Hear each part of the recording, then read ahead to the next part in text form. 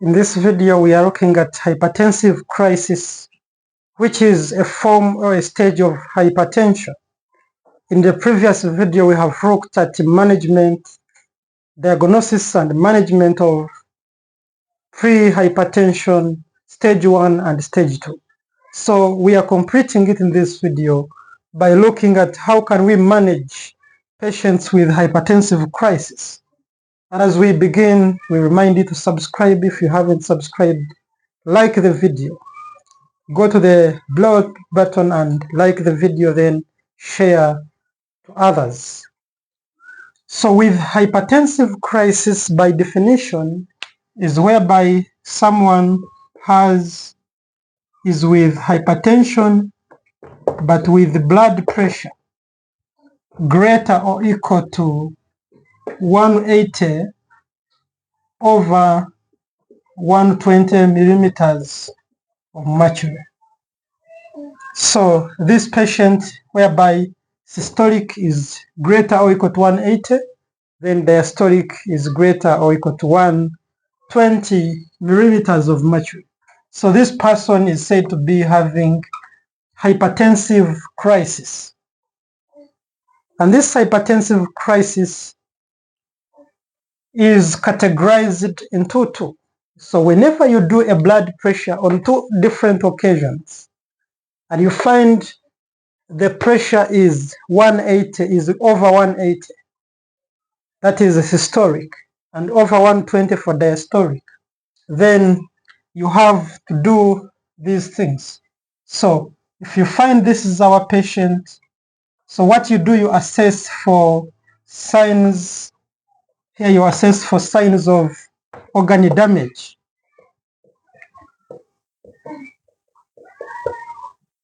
And the organs we assess include the heart, that is cardiac.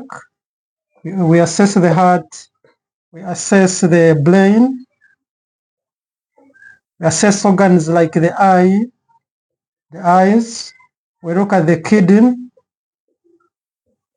then lungs. So here we are assessing for any sign of organ damage. And if organ damage is there, so presence of organ damage, this is what we term as hypertensive emergency. Whereas absence of organ damage, if there is no organ damage on assessing, this is what we refer to as hypertensive urgency. So this one is hypertensive. So by definition, how do we distinguish between hypertensive emergency and hypertensive urgency is that these are patients of blood pressure on two different occasions, having blood pressure greater than 180 systolic and greater or equal to 120 diastolic, with evidence of organ damage. So when there is organ damage, that is what we refer to as emergency. But if someone has blood pressure on two different occasions, it is greater than 180 for diastolic and greater or equal to 120 for diastolic, and you assess for the presence and you find there is no organ damage, that is what we refer to as hypertensive urgency. So those are the two different things we can evaluate out.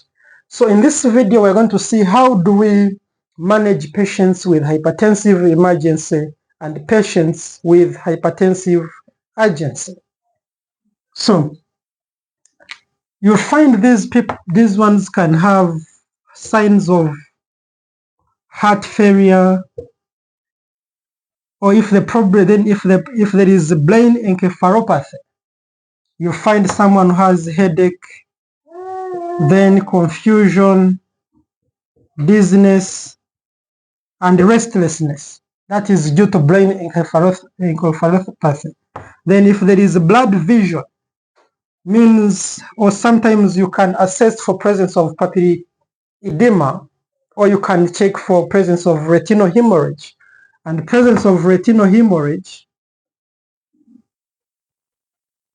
is also a sign of hypertensive emergency.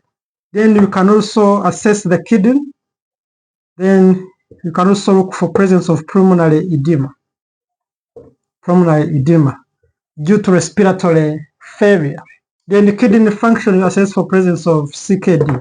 By which tests do we perform here? We can do tests like RFTs, renal function tests. Here we can do respiratory function tests,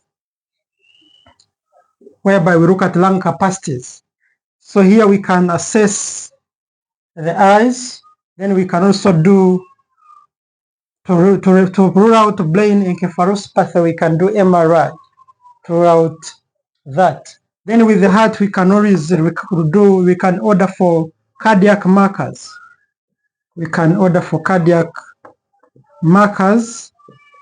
Either to rule out, you can order cardiac markers, you can do chest X-ray, and you can also do ECG to look at the presence of heart problems due to hypertension.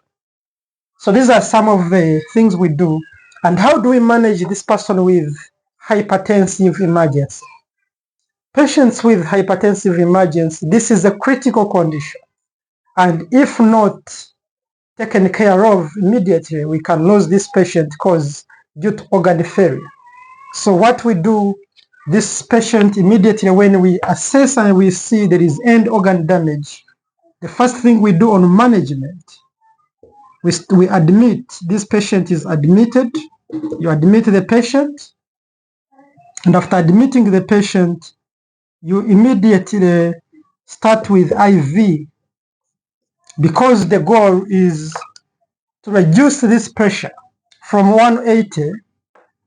If the pressure was 180 over 120, the goal is to reduce it at least to 160, and this one to reduce it at least to 100 within 1 to 2 hours. So what we do, we give IV antihypertensives. And the first one we can give always IV furosemide.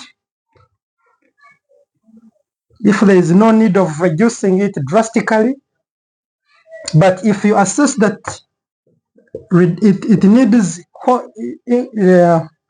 increase in reduction or faster reduction, but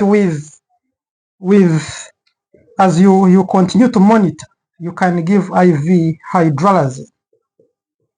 You can give IV hydralazine, slow release. So this one is given within 20 minutes. So you don't give it rapidly. Why? We are preventing drastic reduction in pressure, which can lead to brain damage due to hypoperfusion. So we give it slow release so that this blood pressure is reduced by 25% within 1 to 2 hours. Then if we don't have hydralazine, we can also use other drugs like IV labetalol. Labetalol can also be used. So you can use furosemide, you can use hydralazine or labetalol. But we have said with hydralazine, it has tendencies of causing hypotension, which can result into death or stroke. So we must be monitoring this patient. After giving hydralazine, you monitor this patient every 20 minutes. Every 20 minutes, you must be monitoring their BP to prevent issues with stroke due to hypotension. So this is what we can look at management by giving IV. And after giving these IVs, when we reduce pressure within 1 to 2 hours by 25%, when it comes back to 160 over 100, then we can here continue with orals. So here you can send the patient home and you continue with orals, whereby under orals you can give calcium channel blockers like amlodipine. Nifedipine is currently being not preferred because of its side effects when not monitored or when given faster. So we prefer channel blockers like amlodipine.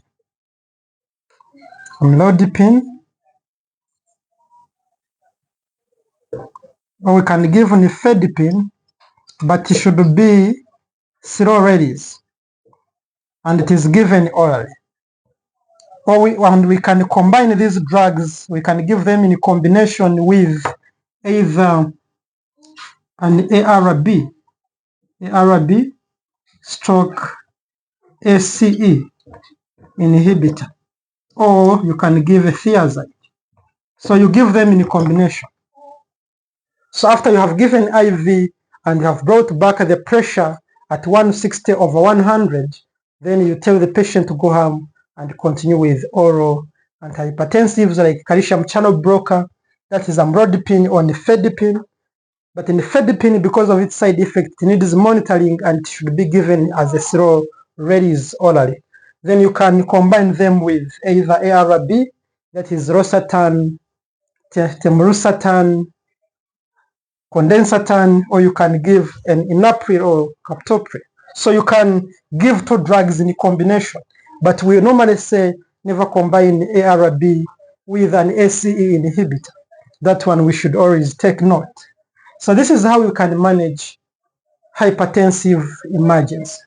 Give IV furosemide if there is no need of rapid reduction. But if there is need of rapid reduction, then you can give slow release hydralazine IV, but with monitoring every 20 minutes to look at the BP to prevent so rapid reduction in the BP, which can result into stroke. Then after coming to 160/100, then you can continue with orals like calcium channel blockers or loop diuretics or ARBs. That is how we can manage hypertensive emergency. And as we are managing these, we are sending results of LFTs, RFTs, we can do a chest X-ray, or we can do ECG afterwards to check if there was organ failure. But with this pressure, you don't wait for the results. As you're waiting for the results, you start immediately IV. Then afterwards, you can assess if there was any organ damage. You can also treat that organ in particular. That is what we can talk under emergency. Then lastly, under urgency, if a patient has blood pressure of 180/120 millimeters of mercury, and there is no end organ damage, but they have signs of confusion, dizziness, memory loss, then there is restlessness. So these ones, you don't need to reduce the pressure within hours. So this one you can consider reduction of blood pressure within 1 to 2 days. These ones, when it is a hypertensive emergency, consider reducing the pressure within 1 to 2 hours. 1 to 2 hours. But with urgency, you can consider to reduce them within 1 day to 2 days. That is 24 hours to 48 hours. And what do we do here? We don't need IV. We give oral antihypertensives such as calcium channel blocker in combination with a loop diuretic. That is, you can either give thiazide or you can give an ARB or ACE inhibitor. So you can give a combination of the two. Either you can choose oral amlodipine together with hydrochlorothiazide, that is Amroza. There is a drug called Amroza which is in combination. Amlodipine combined with hydrochlorothiazide. So you can give that one. Or you can give oral nifedipine slow release together with an ARB like losartan. That is what we can always give in combination, so that the blood pressure is reduced within, so that we ensure that within maximum of 2 days, this pressure has come lower than 160/100. Then we continue until we bring it again below 140 over 90 millimeters of mercury. So this is over 80. So this is how we can handle patients with hypertensive crisis. Hypertensive crisis, in summary, we have seen it is categorized into two. That is emergency when there is organ damage, and urgency when there is no organ damage. Then we have seen with organ damage, that is emergency, consider reducing the pressure within 1 to 2 hours. Then you can proceed with oral antihypertensives. And which drugs do we give? We give IV furosemide if there is no need of rapid reduction, and if there is need of rapid reduction, we can give IV hydralazine or labetalol, that is in the patients without asthma or COPD. But don't use the labetalol in the patients with COPD or asthma. That is also a thing to note. And when we are giving this IV hydralazine, make sure you continuously monitor to prevent rapid reduction in the blood pressure. Then when it has come to 160 over 100, proceed with oral antihypertensives. Then with urgency, there is no need of rapid decrease. Just give your oral antihypertensives. Within 1 to 2 days, they should have come back below 160. Then continue until you reach the therapeutic goal of below 140 over 180. Thank you so much for learning with us at Medical Sciences. May God bless you.